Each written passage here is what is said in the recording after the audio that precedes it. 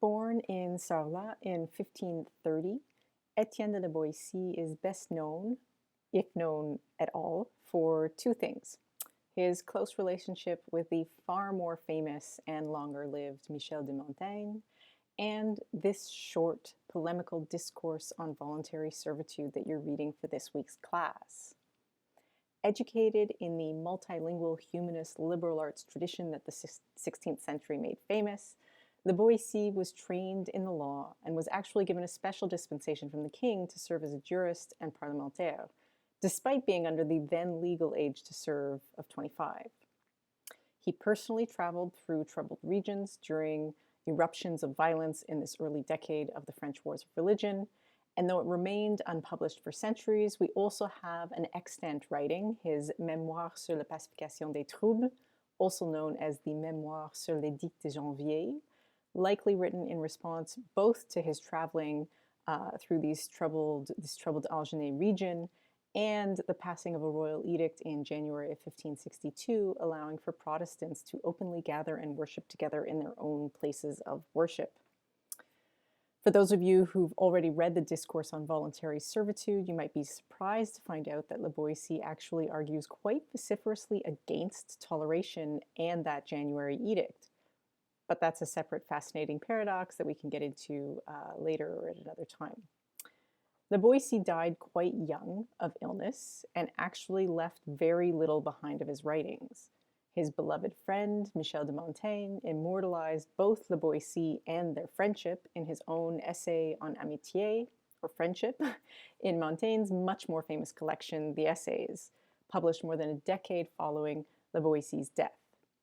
Montaigne included Boétie's poems in among his essays, and Montaigne writes that he'd intended to also publish this short discourse along with his friend's other works, but he decided that it might be misinterpreted to the discredit of his friend, and so he suppressed its publication. Montaigne had cause for anxiety, as parts of the discourse had already been circulating in highly subversive and even monarchomac Protestant or Reform pamphlets.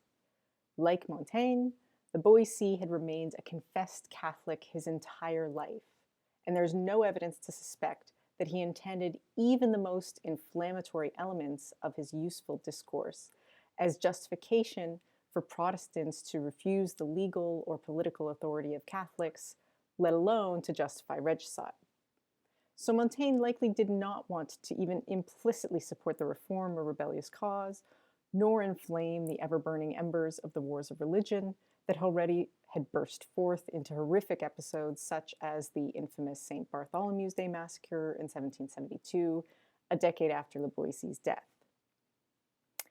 Yet, this short discourse had already been making waves for decades, Montaigne having likely read it when it circulated in manuscript form shortly after it was written, and even before he met the author, who had become his best friend.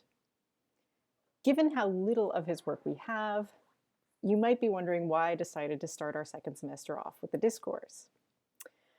Aside from the fact that it's short and fun to read, I think it actually provides us with a really useful frame for thinking about what we might broadly understand to be modern political thought. Here, it's worth me taking a moment to address the problem of historicism and periodization. There used to be a rather strong sense that, at least in terms of culture and intellectual life, the West, by which people really meant the Christian West that emerged following the collapse of the pagan Roman Empire, was in a period of relative stagnation or dark ages, which at some point maybe became medieval, which saw some fun chivalric orders and epic lyric poetry traditions, but was a period technologically, culturally, and religiously very far from our own.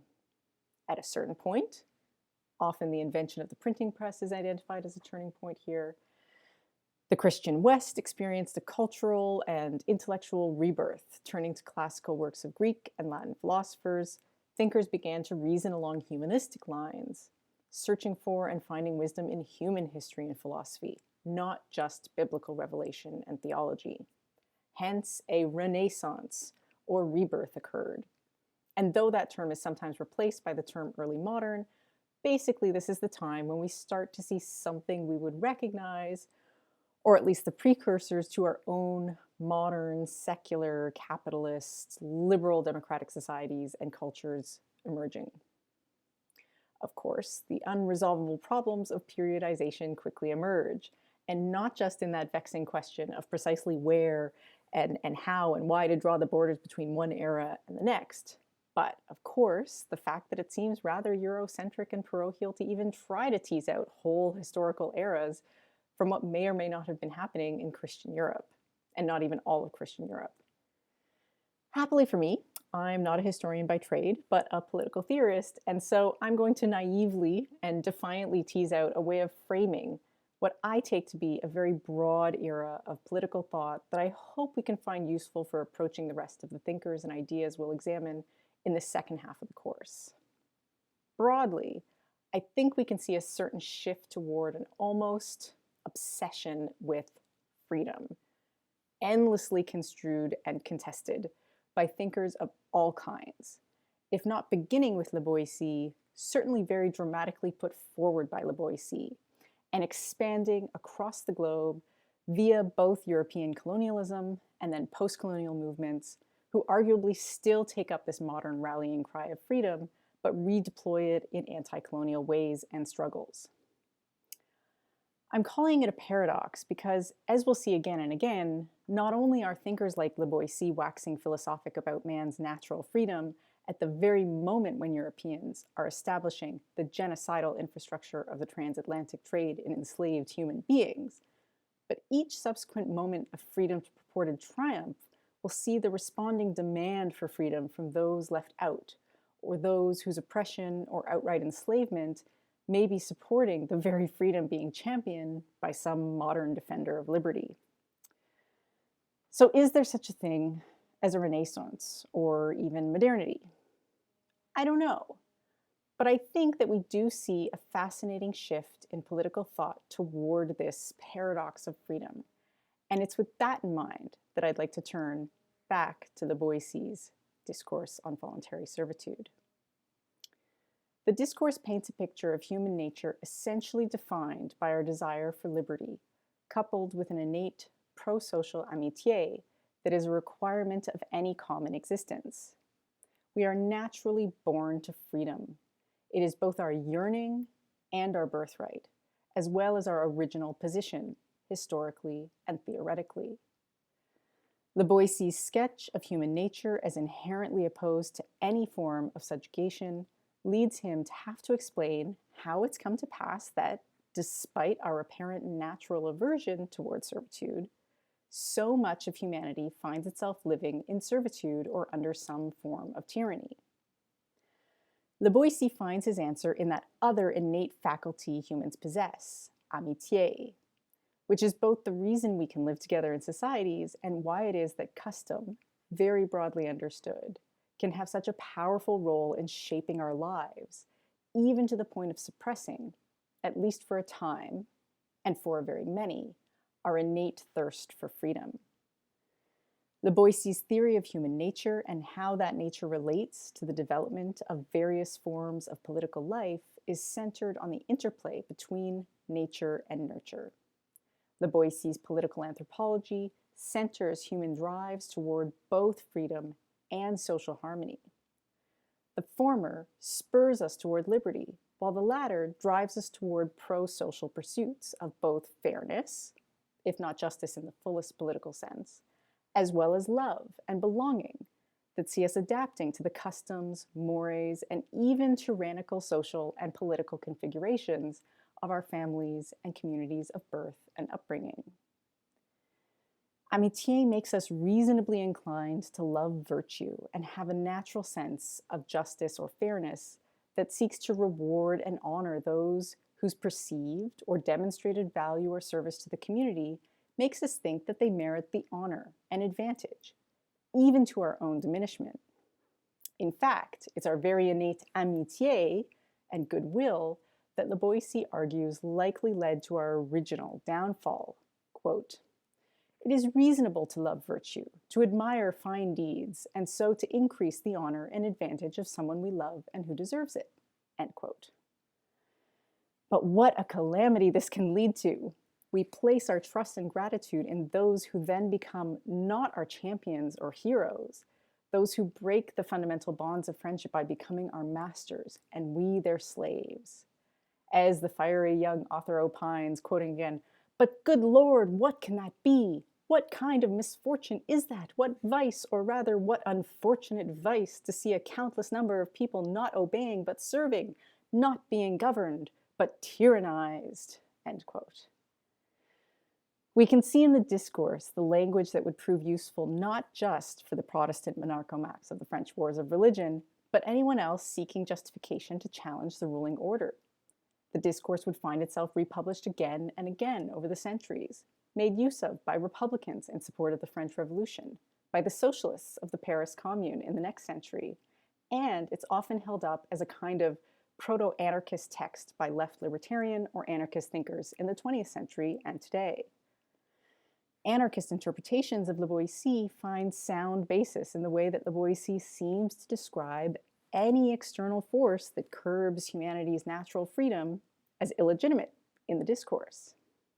However, as my colleague Rob Sparling at Université d'Ottawa points out, this cannot be entirely correct, since Boétie also praises political regimes like Athens, Sparta, and even the Platonic Callipolis. It would be hasty to assume that Boétie adopts the contemporary anarchist dichotomization between any kind of coercive law, on the one hand, and freedom. There's evidence within the text of the Discourse that Boétie implicitly recognizes some form of customary law as legitimate, or at least less illegitimate than absolute political subjugation. Despite liberté or freedom serving as the central rallying cry and normative measure against which Boétie condemns tyranny as anathema to human nature in the Discourse, the content of Boétian liberty is left frustratingly ambiguous in the text. The young author doesn't provide the reader with an explicit definition of liberty or what it must entail to count as such. This is no doubt one of the reasons that the text has proven so ripe for interpretation and deployment by various political factions over the centuries. Boétie opposes freedom to tyranny, obedience to servitude, but it's not at all clear from the start what precisely he intends by freedom, and what's the difference between obedience and servitude. He praises democratic Athens, which would seem to imply that Athenians were free in Boétie's estimation. But in what sense? What is the content of Boétian freedom within political society? We can begin to discern more clearly what he means by paying special attention to Boétie's single invocation of the Bible in the entire work. Boétie declares all peoples of all times and places to be naturally disinclined to choose servitude over freedom. All peoples, that is, but for one. And here I'm going to quote, it's an extended quote, please follow along with me.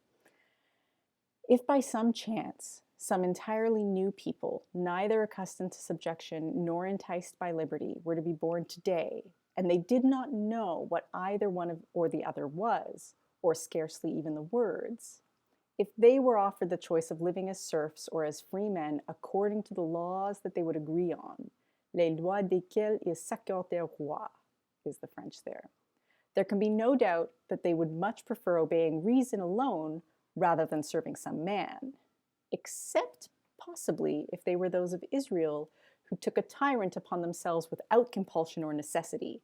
I have never read the story of those people without feeling great annoyance, almost to the point of becoming inhumane and rejoicing in the many ills that came to them from that. End quote. This is an allusion to 1 Samuel 8:5, when the Israelites ask for a king. The episode follows on the heels of the many horrific events in the book of Judges, including the infamously gory story of the Levite of Ephraim. You can look it up. The biblical narrator reminds the audience that these terrible acts are happening at a time when there is no king ruling, and implies that the lack of a human sovereign creates the conditions in which, quote, "every man does what is right in his eye." Though Samuel the priest comes along and reasserts some divinely ordained order or law, after a time, the people of Israel remind Samuel that he is old, i.e., will likely not be around to lead them for much longer, and they remark that his sons have not followed in his righteous path. They demand Samuel anoint for them a king, quote, to govern over them like all the other nations, end quote. To underscore the meaning, the biblical narrative includes God consoling Samuel that the people have not rejected Samuel. Don't worry, it's not you, it's them. But rather have rejected the direct rule of God in favor of a human sovereign. Samuel warns the people that a human king will treat them as private property and enslave the people. Quoting again, and you shall become his slave. That's 1 Samuel 8:17. The Israelites thus traded in the divine law that they had inherited, the covenant, for a king, quote, whom you yourselves have chosen, end quote. This single biblical example is key to tracing the contours of what Boétie might mean by freedom from tyranny. Up to this point, he's used the term without really qualifying it, aside from juxtaposing it to its antonym, servitude. Though it's possible to understand Boétie as rejecting all political authority in favor of a form of anarchism, if only a private one, the Israelites were not technically supposed to be lawless prior to their demand for a human king, right? They were subject to the divine covenant they'd inherited from their forebears. Here we understand that freedom involves living according to reason and the laws that people s'accorder roi.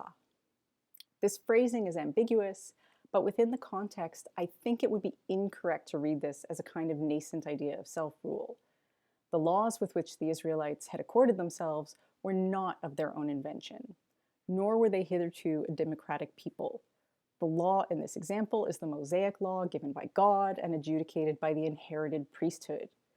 Further, though the biblical narrator repeatedly reminds the reader that there was no king in the land, there was subjection to priestly rule within a state that was otherwise regulating land ownership and use, contracts, coinage, currency, and tithing or taxes. All sorts of coercive state-like things that speak to political and legal subjection of some sort, and thus not anarchy, at least in the usual sense. It thus makes more sense to understand the argument Boétie is making to be about a life lived according to reason and the stable, customary law that a community has shared for generations and that applies universally. If the king is a lawmaker whose every whim can become the law of the land, this represents an abrogation of the divine universal law to which the Israelites had all hitherto been subject. Tyranny is not having any laws, or not having any laws, but rather having bad law. Echoing Xenophon here, Boétie views tyranny as a corruption of law, not its absence. Boétie's use of the Israelite example indicates an underlying assumption of a form of legitimate law, the one that a people, also presumed to exist or before or beyond a moment of constituent politics, s'accorder roi. The Israelites are abhorrent and even unnatural because they rejected this form of customary law in favor of subjection to a human tyrant. Boétie assumes some form of customary law that is not natural law, to which the Israelites had hitherto been subject, and he implicitly presents it as a legitimate form of law that the Israelites illegitimately rejected. The great crime of which the Israelites are guilty, and for which Boétie views them as rightly punished for all time, is not their voluntary submission to any kind of human law whatsoever, or even their rejection of God's law, as God explicitly tells Moses the Israelites had done. Rather, they've rejected a legitimate form of human law in favor of another tyrannical form of human law. Natural human freedom is not incompatible with obedience to law, but it is easily corrupted and conditioned toward the kinds of social relations that then in turn serve to support the very tyranny that suppresses human freedom. Just as law is subject to tyrannical corruption, social life under tyranny is corrupted. In the Discourse, Boétie offers a fascinating social theory of tyranny. It's not the physical martial power of the tyrant that supports tyranny. The tyrant is not, in fact, truly secured by his cavalry or infantry. Here, Boétie reminds readers of the Roman emperors, who were even, quote, killed by their own archers, end quote. Rather, it's the social structure that society forms under tyranny that maintains the tyrant. According to this theory, tyranny embeds everyone in a malignant social system that emanates out from the tyrant's closest intimates in ever-widening circles of dependence, profit, and coercion to the furthest subjects. He calls this system the basis or sustenance and foundation of tyranny, le soutien et fondement de la tyrannie. His elegant and florid description of the social political life under tyranny is worth quoting at length, so I'm going to do that and you can follow along in your own texts. Quote, "This will not be believed right off, but it's certainly true. It is always 4 or 5 who sustain a tyrant, 4 or 5 who keep the entire land in servitude to him. There have always been 5 or 6 who had the tyrant's ear and have gotten there by themselves or else were called by him to be accomplices in his cruelties and companions in his pleasures, to pander to his lusts and share in the goods he pillages. These 6 manage their chief so well that out of solidarity he has to be wicked not only for his own wickedness but also for theirs. These 6 have 600 who profit under them, and they do with their 600 what the 6 do to the tyrant. These 600 hold under themselves 6,000 whom they've raised up in a state, to whom they grant either the governing of the provinces or the handling of funds. If anyone should wish to untangle this thread, he will see not 6,000, but 100,000. Millions are linked to the tyrant by this cord." End quote. Tyranny is a vast, malignant social network in which everyone, or nearly everyone, in a society is not merely implicated, but actively participating. When Boétie says that tyranny happens because people allow it, he is not gesturing toward an abstract social contract, but rather he's referring to this embeddedness and participation of individuals within a tyrannical society. The greed and cruelty of the tyrant ripple outwards from this inner support circle to their circles of dependence and so forth to the outer reaches of the society. There's no private space that is safely and completely cut off from all other social relations. And so when those social relations are corrupted, when there is no public freedom, there can be no possibility of private or individual freedom. And here we can begin to see how Boétie's dual aspects of human nature, this natural freedom twinned with a natural sociability or amitié, come to be in tension with one another. We are naturally free, yet naturally deeply embedded in our social context. Even the way that we think is, in some sense, socially constructed. This makes us prone to the unfreedom that comes from the corruption of the social or public sphere. I suspect that this is why, writing 10 years later and after witnessing the internecine violence that seemed to come from a breakdown of the public sphere, of the public shared Catholic consensus, Boétie would take such a strong anti-tolerationist stance in his memoir sur la pacification des troubles.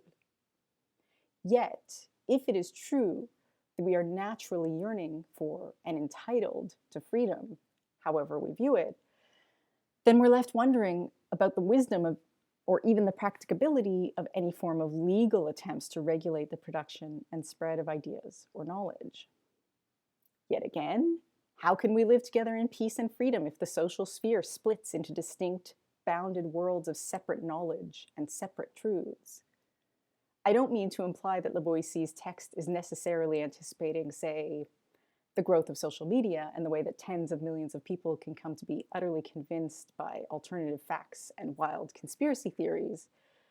But remember that Boétie did witness a fracturing of a public knowledge consensus about accepted truth, a very important truth of the world in the form of the Protestant reformers.